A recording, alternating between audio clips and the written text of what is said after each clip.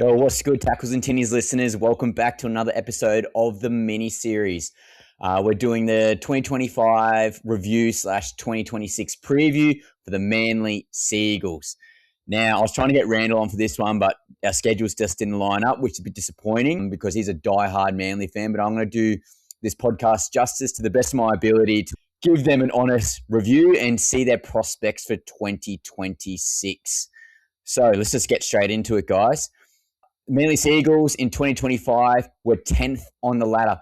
As we talked about in the previous episode with the Parramatta Eels, only a couple of wins for these teams in this conundrum of teams, I think 7 to about 12.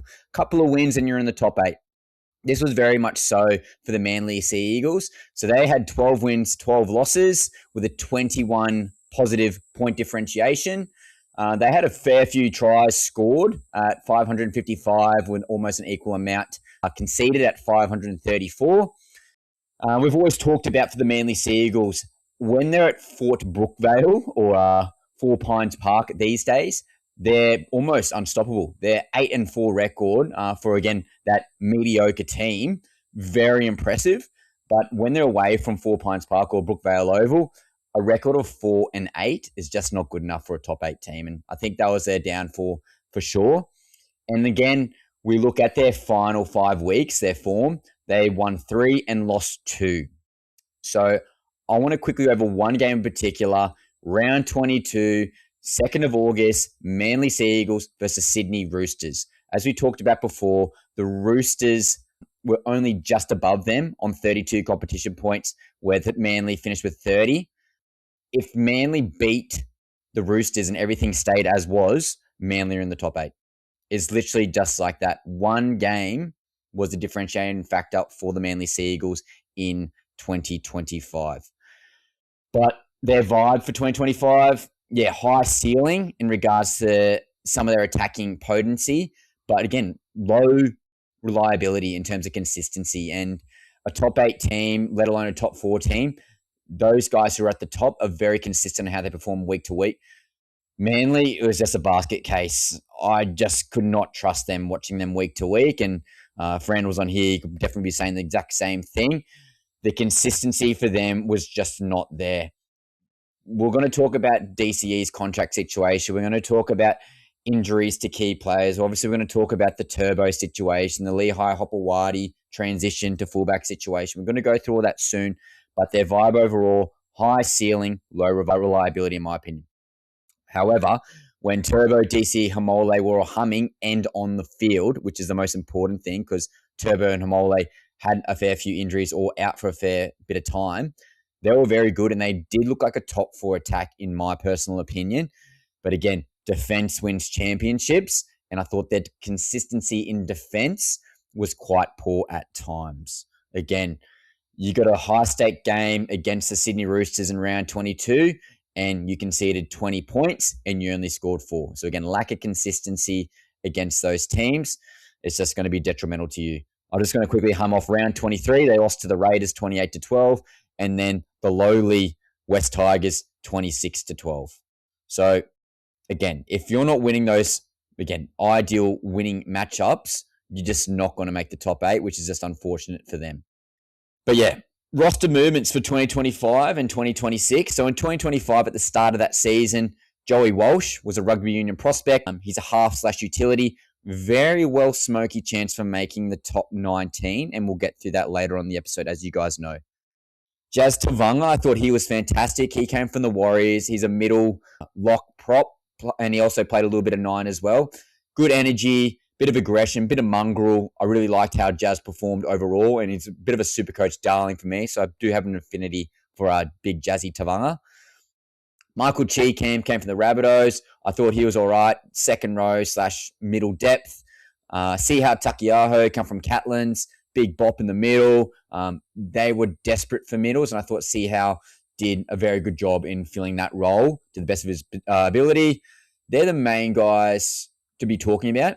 In regards to their losses, probably Jamie Humphries is probably the biggest one in regards to the half depths. I guess in hindsight, they didn't know that DCE was going to be leaving the club. So keeping Jamie Humphries in the ranks would have been probably more than ideal. However, again, not optimal. Him going to the Rabbitohs. He had a fantastic year in his own right.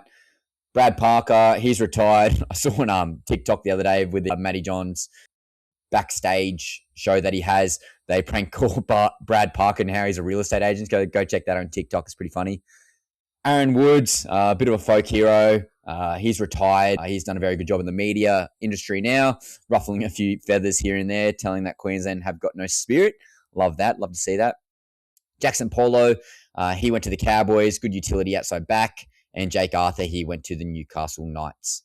In regards to 2026, so this coming season, in regards to the gains that they've had, huge get for them, especially losing DCE. They've gone a 1-for-1 essentially with Jamal Fogarty. So he's come through Canberra Raiders, top 8 level, or sorry, he's the number 1 halfback from last year in regards to the top 4, let alone the top 8. I thought he's very, very good. Former Titans player as well, so I've got a bit of an affinity for him as well. Very good organising half, good goal kicker, steady hand, not so flamboyant like DCE is. Could that be more beneficial for the 2026 season? That'd be a very interesting point of call. I've got high hopes for Fogarty. Honestly, I've got high hopes for Fogarty, and we'll get to that conversation later on. Kobe Hetherington, come from Brisbane Broncos, coming off the championship run. Tough middle forward, can play lock. He's the ideal modern-day front rower, in my opinion. Great leg speed. Yeah, good in contact, high motor. He's a great get for them, and he's signed for Kobe Hetherington. He's signed until 2029, so that's huge for them. And also, they've got Blake Wilson. He's come from the Canterbury Bulldogs. He's outside back depth. He can play wing, centre, fullback. Does he make that top 19 as that utility outside back? Potentially. Zach Dockar-Clay, good pick up there as well from the Roosters. Utility spine, can play a little bit of lock position as well. Most likely going to be the backup hooker, would be my guess to Jake Simpkin. But it would be good to have a bit of competition for spots, particularly now that a couple of boys have left the club in Tavanga and medical retirement as well, which are disappointing, which we'll talk about later on. 2026 losses. So huge one here with Daly Cherry-Evans leaving the club. 350 plus first grade games for Manly. I think we just dived that a little bit deeper. There was a little bit of media backlash in regards to him actually leaving the club and the way he went about it and making that public announcement on NRL 360. And then all of a sudden they did the essentially the live contract negotiation on NRL 360. I liked how Cherry-Evans wrote his own narrative. It's quite common overseas with superstar NBA/NFL players. I like that Daly Cherry-Evans took the bull by the horns and he told the club with ample time, in my opinion, which obviously worked out for them getting Fogarty. But he gave the fans, he gave the club plenty of notice. He wrote the narrative. It wasn't all speculation, and it was great content for everybody. I thought he got overly bashed for honest, no real reason. So I do feel for Cherry-Evans, and that probably did affect team chemistry a little bit. Yeah, there was a bit of a slump in regards to his form, definitely leading past Origin 1 where he got dropped for Tommy Dearden, as we spoke about in the Cowboys review. But probably the last 5 games, I thought Cherry-Evans stood up tenfold. I thought he was fantastic, and I'm going to give him a big shout out later on, probably one of their best moments of the year. Toffoli Sipley, he's gone to the Wolves. Josh Aloe, he's medically retired, so that's sad to see. Raymond Tamalga Vega, he's gone to the North Sydney Bears. Tommy Talau, he's been released, and I believe he's gone to the Roosters. I need to double check that one. But yeah, Tommy Talau, good utility outside back. He was fighting for a starting position at the start of the year. There was a bit of rumblings and murmurs. Will Lehigh get that starting wing position? Will Saab, etc.? Tommy Talau thought he could have been definitely playing in the second row. He's big enough anyway, or at least being off the bench consistently, but didn't get that chance. Gordon Chan-Kon-Tong, one of the best names in rugby league. He's gone to the Bulldogs, so a great get for them, especially losing Reid Marnie. Michael Cheekham, he got released. Dean Madison, released. Lachlan Croker. So I mentioned previously that they've lost 2 hookers, so Jazz Tavanga and Lachlan Croker. Lachlan Croker was a mainstay for them at the hooking position for many, many years. Very serviceable, good in defense. Yeah, disappointing that he had to retire. I believe it was due to concussions. Yeah, just we don't like seeing that. Obviously, health comes first, so I wish Lachlan Croker and his family all the best. But yeah, disappointing to see that he's had to medically retire. And Matty Lodge, he's gone to the Cowboys. So I think that's a good buy for them. I think Manly will miss his aggression in the middle. But I want to hear from you guys, more importantly, DCE gone, Fogarty in. Who will suit the Manly playing style more? DCE's more flamboyant, off-the-cuff football, or Fogarty's more controlled, steer-the-ship style? Both got elite kicking games. Both got elite long-range kicking games. DCE's obviously got a little more class and proven track record of winning games. But Fogarty, in the past probably 3 years, has been one of the best halfbacks, in my opinion. What do you guys think? A little bit more youth as well. Fresh start for everybody there. I want to hear from you guys in the comment section. So, guys who are signed in next year, I'm just going to rattle off the outside backs first. So, Tommy Trbojevic, he's signed until the end of 2027. Guys, the off-season contract drama, you never take the piss with someone who is genuinely a nice guy. I remember seeing a photo of Tommy Turbo. He's at the bar, and he's got literally, I think he was on either the Australian tour or New South Wales camp. Regardless, he had 30 shots. That would have been $1,000, honestly. Been $1,000 worth of alcohol, and he's just shouting the boys. If that's just not enough to say, hey, Tommy Turbo is a good guy, I don't know what is. But I thought Manly were taking the piss in regards to the contract negotiations. I think he's earned the extra year. They were trying to sign for 1 year, and they're like, oh, hey, mate, we'll see how you go. If you prove yourself, we'll give you the extension. For a guy like Tommy, who's had many ailments, particularly in his hamstrings, he's looking for that extra security. And they gave him the captaincy, which is also a bit baffling in regards to them saying, hey, you're potentially on the outer because we don't trust your health. It was just so much shit going down. I didn't rate how they looked after the Tommy Turbo situation in the end. Their promotion to captain in the car park, I thought they could have done a better job. Everyone's holding a coffee. I thought that was a bit lax, personally. But Tommy Turbo, fantastic that he's got the promotion to captaincy, got that contract extension. All I want is a full year for Tommy in the fullback position to be healthy. And now that Zachy Lomax is in the NRL, potentially a shout for him to get back into Origin Arena. But yeah, Tommy Turbo, big chat to him. Ruben Garrick, last season, he's been signed by the Sydney Roosters in 2027. Utility back, can play wing, can play centre, can play fullback. Like him more on the wing, but he will probably be going back to that centre position, which he did prefer because I think he was getting more ball. But yeah, can kick goals. Yeah, he's going to be a big loss overall. He's always there. He's never injured. Touch wood. But yeah, he'll be sorely missed, in my opinion. Great get for the Roosters losing Marky Mark or Mark Namonga Nitawase. Haven't said that one in a while. Got it right, though. Tolu Kola. Now, I can't give as many roses as I could to this guy. Personally, I think not 2026, but the 2027 season, I want him re-signed, first of all. He's only signed for next year. But once they give him that extension, I want to see Kola at fullback. Go watch his highlights at fullback, guys. Even just watch him get bloody early pill. He's by far one of the most devastating runners, one of the fastest blokes over 40 metres, if not the fastest boy over 40 metres. So strong in contact. Every opportunity that he got at fullback, he played there for 1 or 2 weeks, and then he got injured himself. So, might be the fullback curse at the Manly Sea Eagles. But nonetheless, if he gets that roaming role like Tommy Turbo does, I'd love to see him get more ball because, again, when he has the ball, teams are scared. Honestly, he breaks the line every single time. He's breaking contact. I remember, I think it might have been for Tonga, 2024 Pac Nations. He broke the line, lost a shoot, and he still ran an extra 20 to 30 metres to score the match-winning try. So, Kola, you're amazing. I'm going to give him more roses later on the podcast because I think he's earned every single one of them. Lehigh Hopewadi, signed until 2027. What can we say about him? I'll talk about him later in rookies or players to watch, but I thought overall, great utility, always on the park, only getting better, getting more experience. I'll talk about him later on. Jason Saab, tale of two stories of him, man. One of the fastest guys in rugby league. I think he ran a high 10 second in a 100 meter sprint, or might have been a low 11 second. I think it was high 10 second. I saw a video anyway. Track star, over 100 kilos, might I add. So much untapped potential still. If he can get his defense right, my God, he's going to be unstoppable. The perfect archetype for a winger.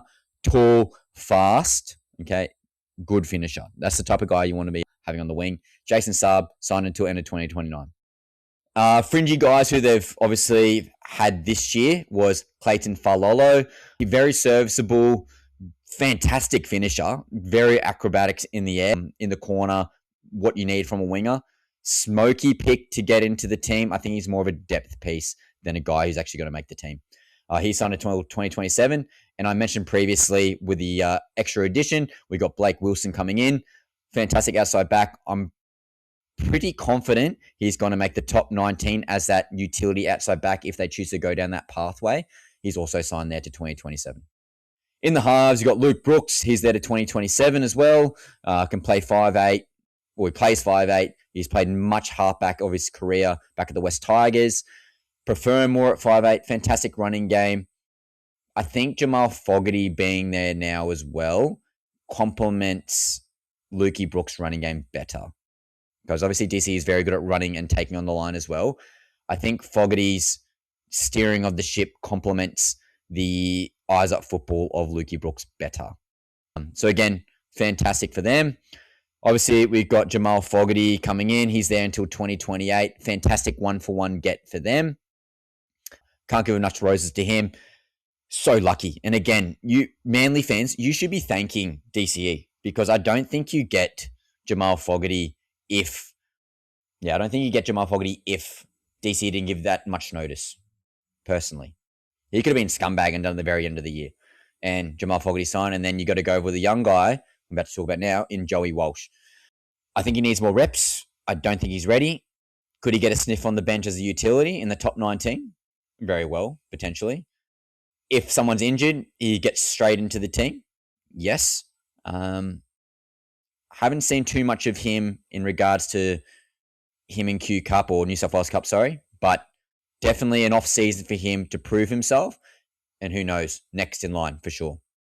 Now, when they're forwards, Hamoli Olakawatu signed until 2031.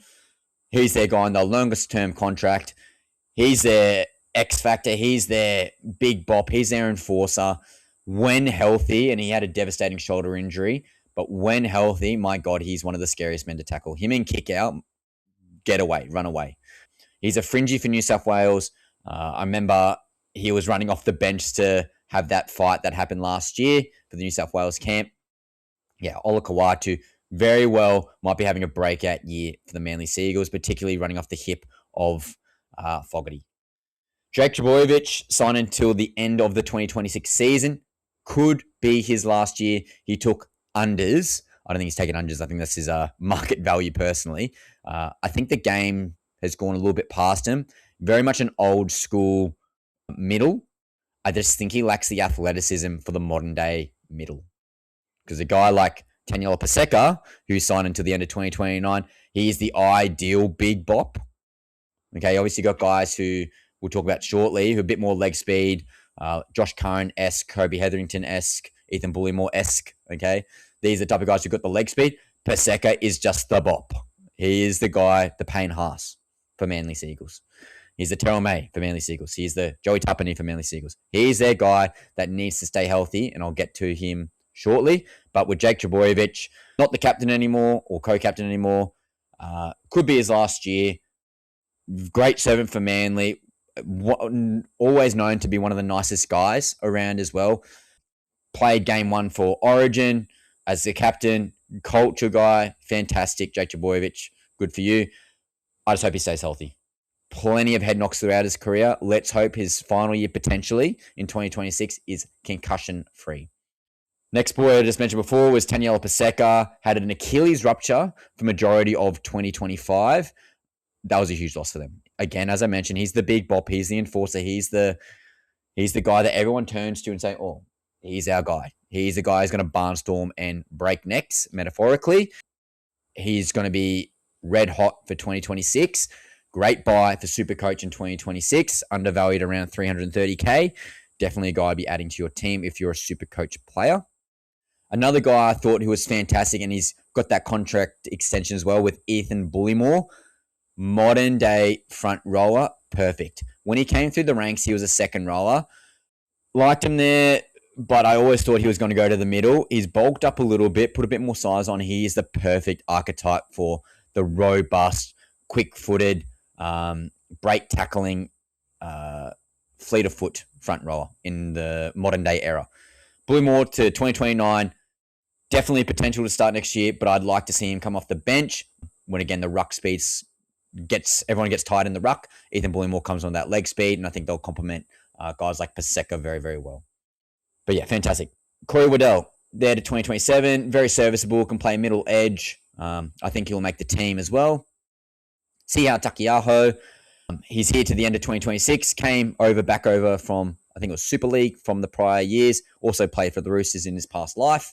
Yeah, Takiaho did very good. Again, I mentioned previously that Manly lacked middle forwards, and Takiaho was very serviceable, if not one of their best and consistent players throughout the year.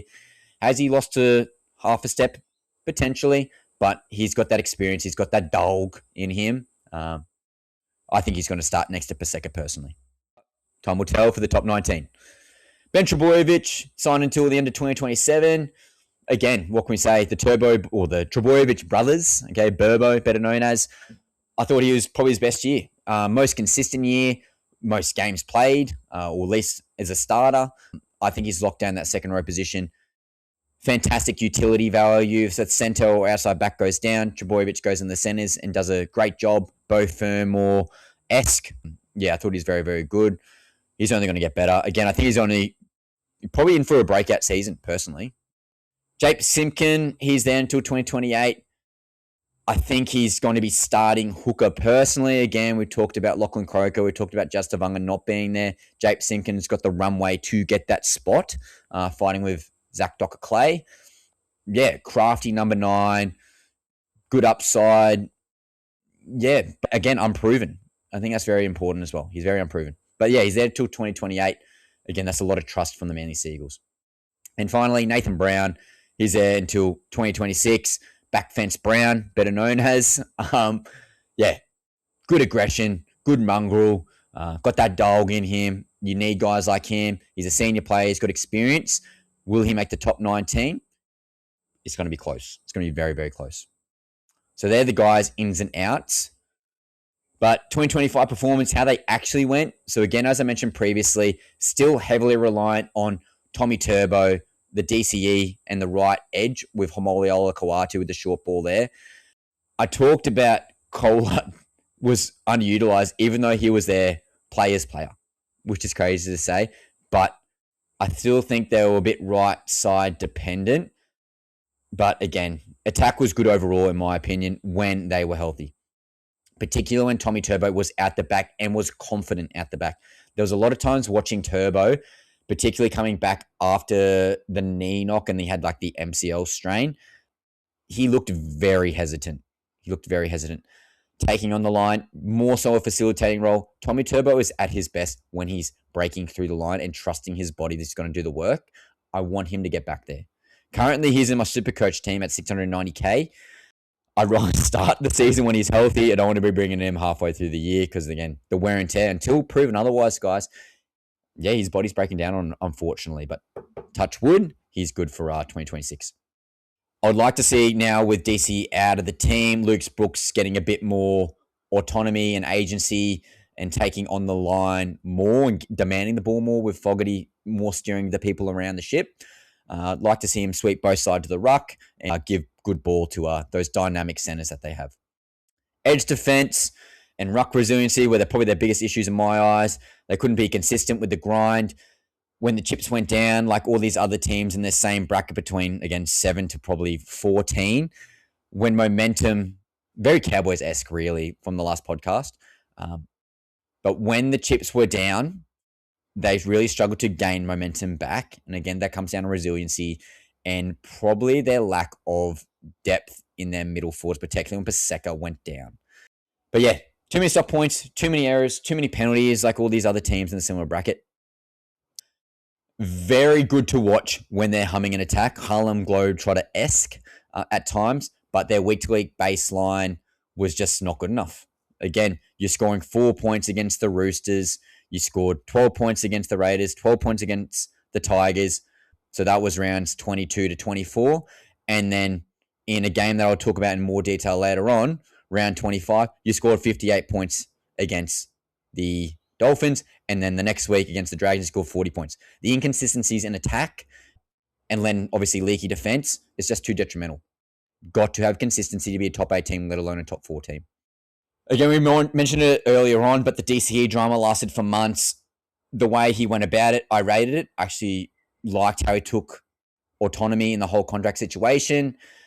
I hated how the media bashed him. I liked how he created content for all these content creators, including myself. He deserves to go out in his own accord. I thought he did the right thing by the team, by giving them plenty of notice. And yeah, I think DCE drama was over-exaggerated, and I think that affected the team culture due to the main media sources, bashing him overall. Coach Seabold, obviously as well, plenty of discussion regarding him and his longevity with the team. Is he the right fit? Is he outdated with his practices? Are the players revolting against him? Plenty of questions were asked and still being asked regarding the culture at Manly. You can even talk about their board of directors. Plenty of drama and plenty of questions still to be answered in 2026. Can they be resolved? Time will tell. So, in my eyes, the best moment in 2025, which I sort of gave a sneak preview earlier on regarding a specific game, but Daly Cherry Evans, his 350th game in round 25. Big milestone took place on the 23rd of August. It was against the Dolphins, and that was the game I talked about with the 58 to 30 points. Awesome. Imagine that is be your game. You're goal kicking, you're setting up tries.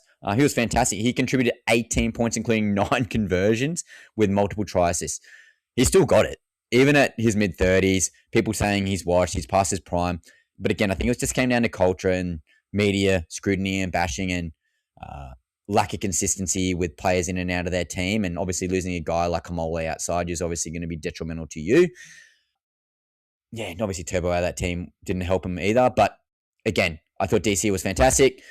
But again, he became the 5th player in NRL history to reach 350 games and is the first to do so for the Manly Seagulls. So again, if you're a Manly fan, there should be no reason why you're bashing him. You should be sending all the love towards him. Origin, Queensland, Manly captain. Yeah, winning premiership winner for you guys. Taking you to multiple final series. Yeah, a guy that you should be loving, and he'll go down as one of the greats, in my opinion. Probably top 8 halfback, but maybe we do a podcast regarding that. How about this, guys? You let me know in the comments, where does Daly Cherry Evans rank amongst the overall halfbacks of all times? Obviously, you got the Thurstons, you got the Cronks, you got the Joey Johns, Clearys, you name them. But where does DCE rank amongst those greats? Let me know in the comments below. Now, I'll rehash some of this and I'll try to pump through it a little bit faster, but overachievers and underachievers in my eyes for 2025. When healthy, Hamole Lakawatu was an elite back rower. I think if he was a Queenslander, he's an instant in. He starts. Definitely, he starts. Great upside. He was in the Blues camp. It's just, again, you got Gus Crichton, you got Hudson Young. Cam Murray could even play there. Yeah, you got depth on depth on depth. I'm missing a couple of guys, obviously, but yeah, very unlucky not to make it. Very good. Ruben Garrick, Mr. Reliable in the back line, goal kicker, yardage, Mr. Consistent in terms of playing almost every single game. He's going to be sorely missed in 2027. I hope Manly sends him off in the right way. What position is he best at? Probably wing. But again, probably playing centre to at least start the year. But again, we'll wait for the top 19. We talked about Ben Trebojevic earlier on and guys who will exceed expectations. I thought he was fantastic. I think he grew into his role, more reps in the starting 13, learning the game, learning to play off certain players. Body's developing, finally staying healthy, which is a big thing for Burbo. I almost said Gerbo, but big thing for Burbo. But yeah, he's a legit back rower. And again, fantastic utility. He can play in the centres in a pinch. Now, I was glazing before Tolu Kola, but I'm just going to read out some awards that he received from the Manly Seagulls in 2025.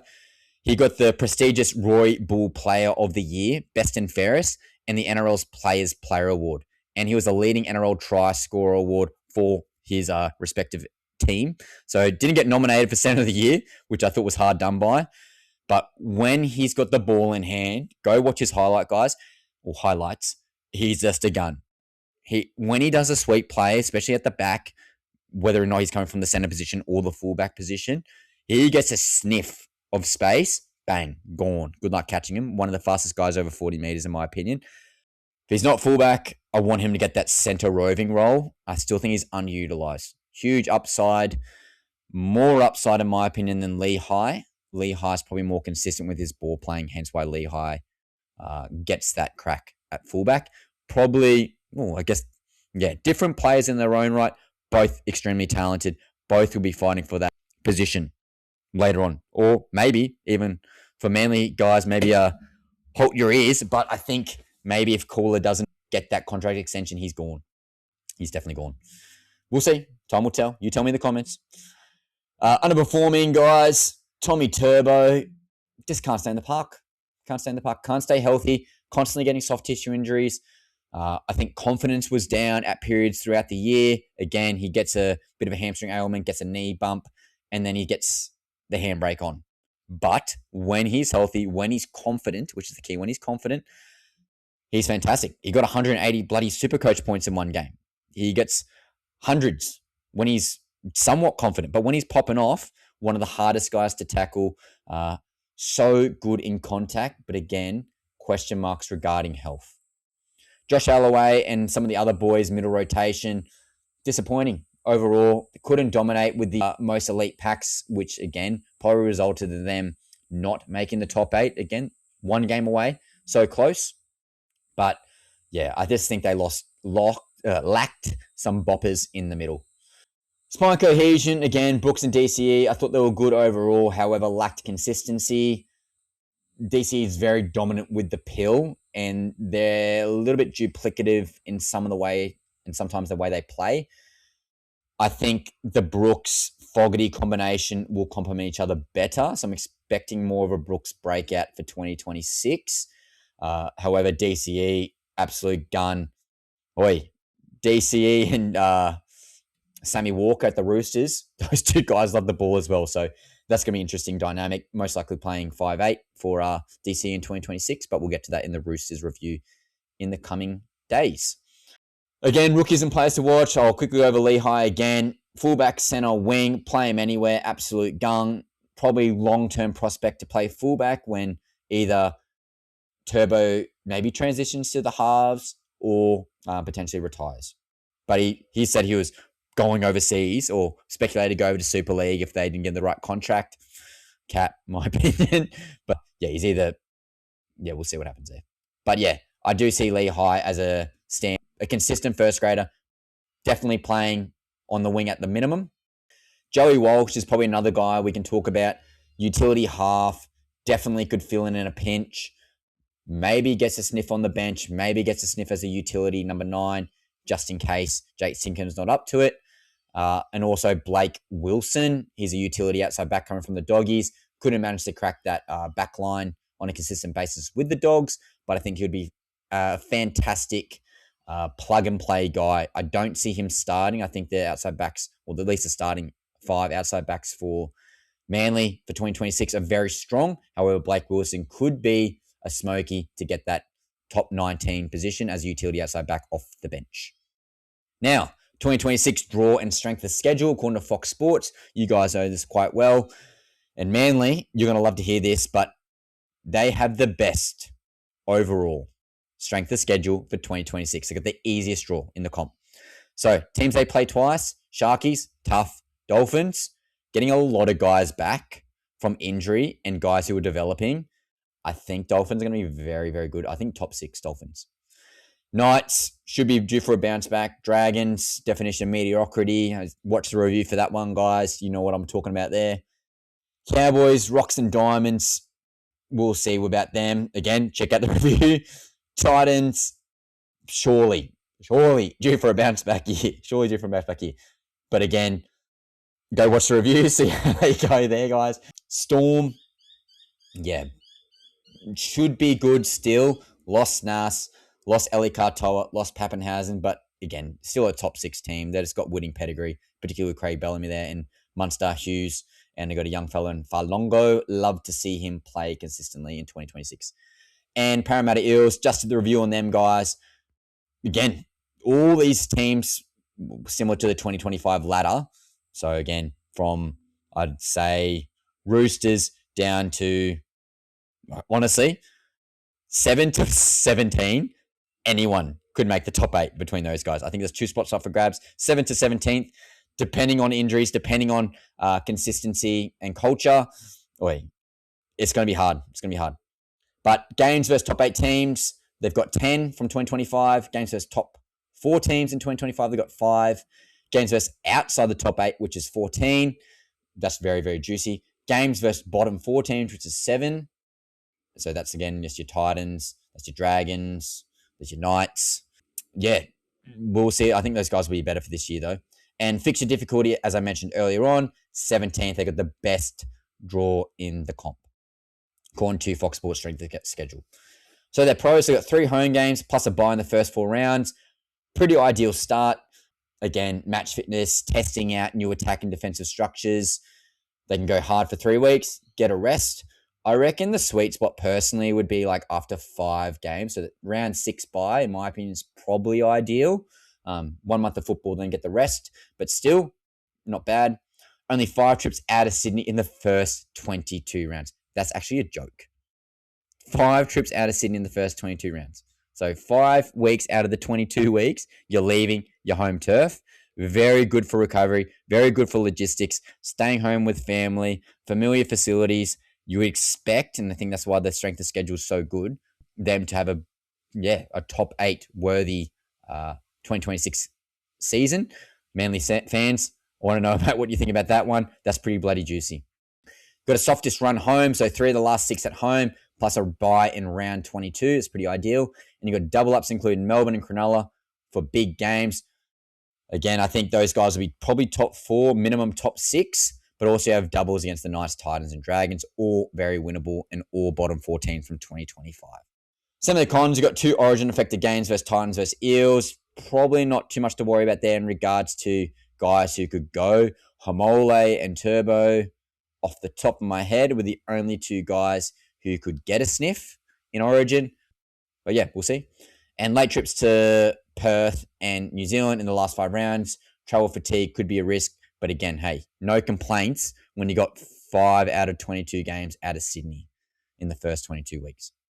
Now, guys, I know you love this one. This is my projected top 19. Okay, and again, this is synthesized through Zero Tackle, Fox Sports, ChatGPT, and my own personal opinion based off what Supercoach and what my visual was from last year, the eye test. So, the back 5. Tommy Turbo speaks for himself. Definitely will be starting there at fullback. He's the captain. I'm expecting big things at the start of the year at a minimum. On the wings, we got Jason Saab and Lehigh Hopewadi. Again, Lehigh, fantastic to flex to that fullback position. Jason Saab, due for a bit of a bounce back. Got dropped a couple of times, actually. But again, huge upside. I think it's just more confidence for him. More confidence.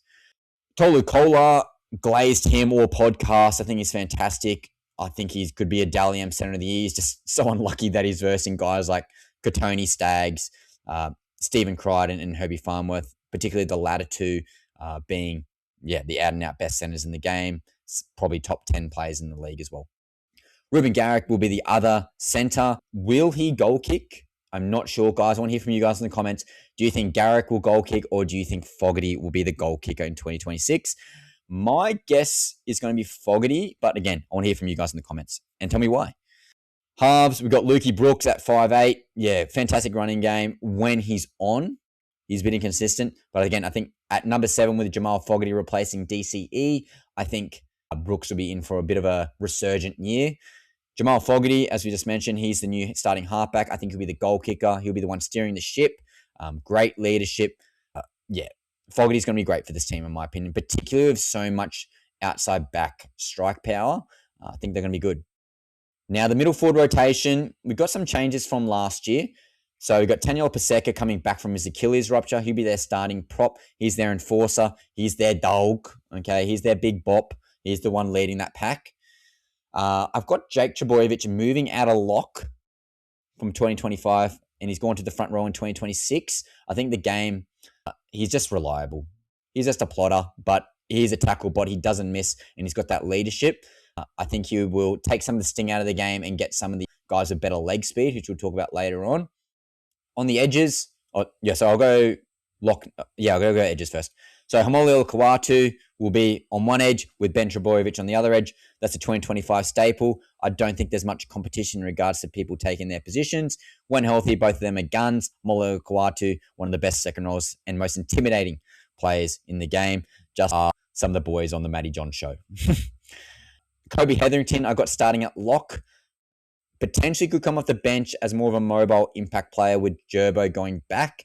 But I would like to see Kobe Hetherington, due to the fact that he's got that long-term contract now with Manly. I would like to see him get that starting position, particularly coming off a premiership win. He's got those good intangibles, workhorse. And he did start for a fair few games for the Brisbane Broncos in 2025 as well. At the hooking position, I got Jake Simpkins starting there. Not too much competition. Only one guy coming off the bench who I could probably say could potentially get it, which is Zach Dockar-Clay, who's my number 14 as utility. He can play in the middle forwards. He can play number 9. Probably could play in the halves, but due to the new 19-player rule, might not need that. But depending if Joey Walsh makes the team.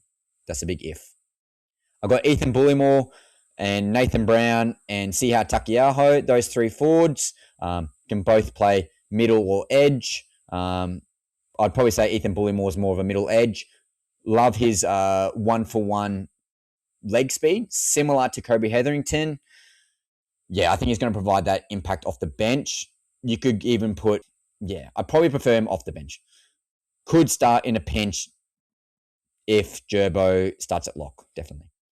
I've also got Nathan Brown. He's your enforcer. He's probably your Taniela Paseka 1-for-1, or maybe even potentially Siha Takiaho. Those 2 boys, I think, will provide a bit more aggro, a bit more grunt, a bit slower footed, but again, you need big bops to replace who you currently have. And my number 18, I've got Blake Wilson. He's your utility outside back. If someone goes down, he just goes straight in. Can play wing, center.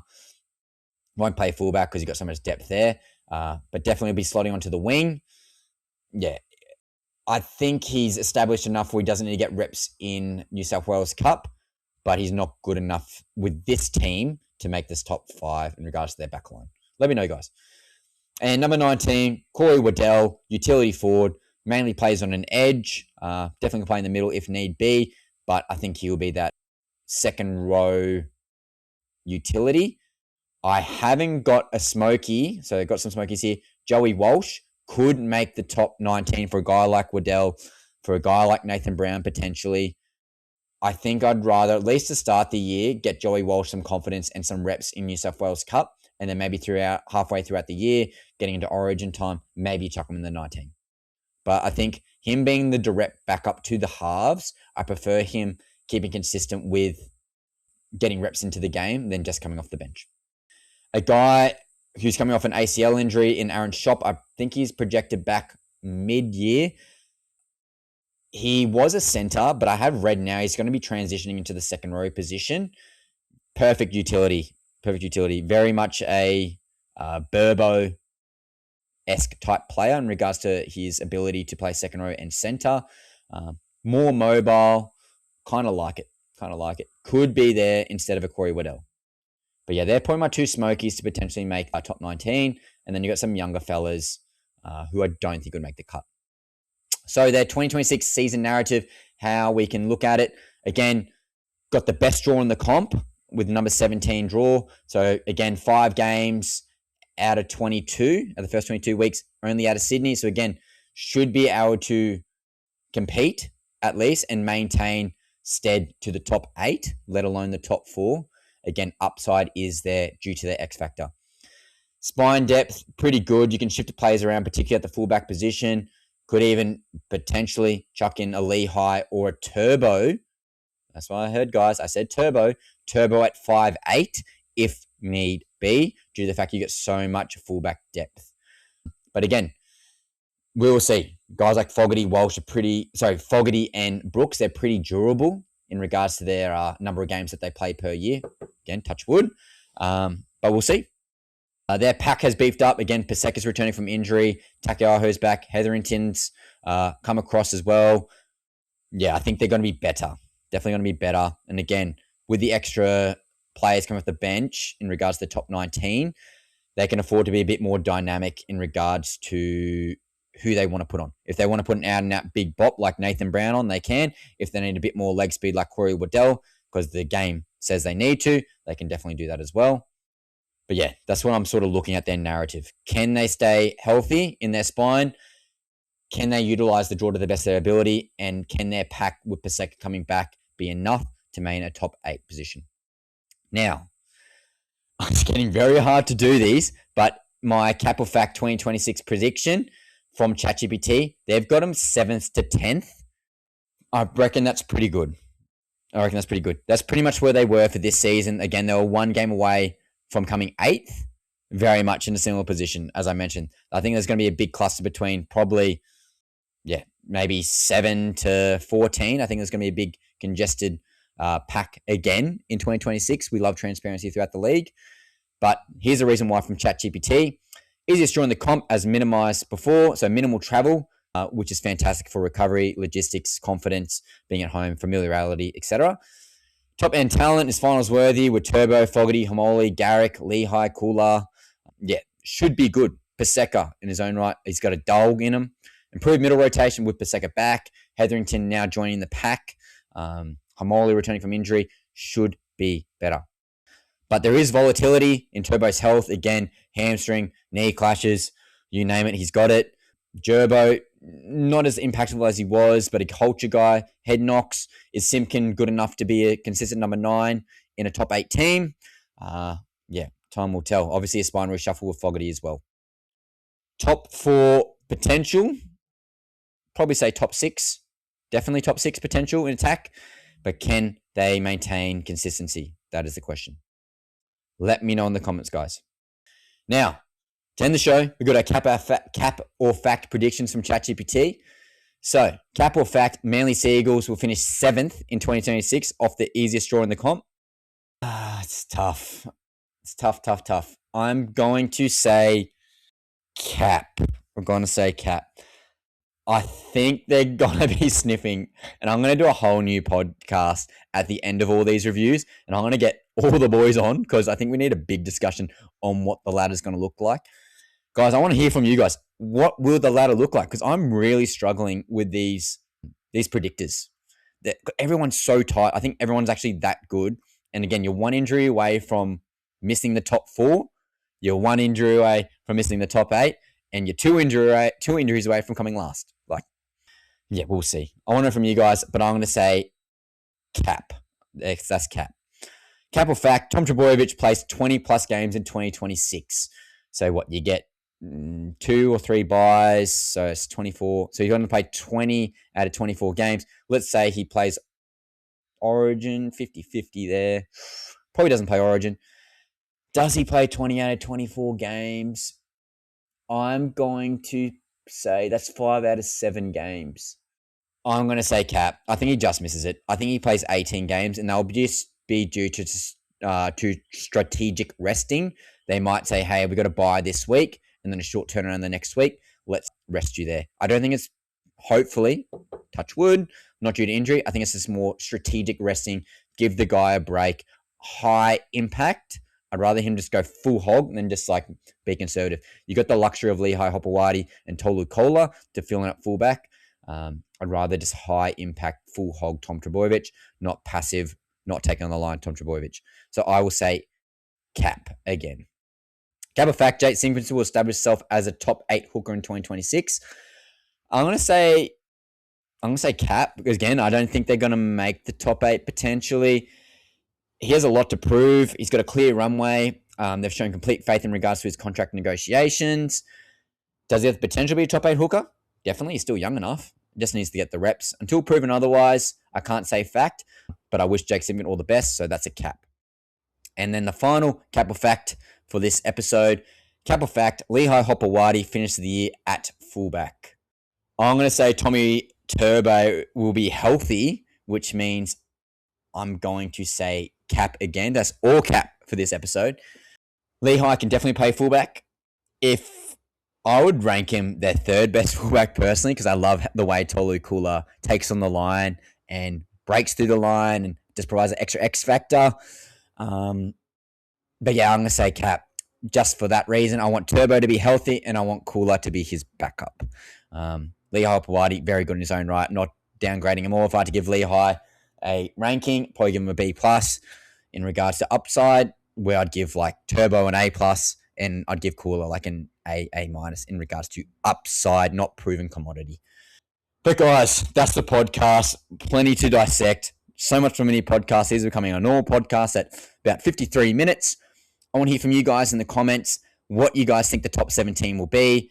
How you think Fogarty's going to go in the new role? Will they miss DCE? Will Turbo stay healthy? Am I capping with Tolu Kula not being the second string fullback? Is Lehigh Hopewadi earned that right? Both Tongan internationals, might I add. Yeah, is Jake Simpkin going to be that out-and-out number 9? Will Zach Dockar-Clay take that position later on in the season? I want to hear from you guys in the comments. The more engagement that you guys give me on social media, the more that I'm motivated. Again, I'm quite disciplined myself, but I'm more motivated when you guys are responding to me. I love talking footy. I'm obviously doing it by myself. I want to hear from you guys. Love to interact with you guys. Again, we're going through the ladder. Next up will be the Roosters. Next up will be the Dolphins. Another Queensland team. Probably going to go for 4 hours going off that. I hope you guys enjoyed the podcast. Please like, please share, please comment, please tell a mate. Yeah, hashtag tackles and tinnies. Love you all, and go Manly, I guess.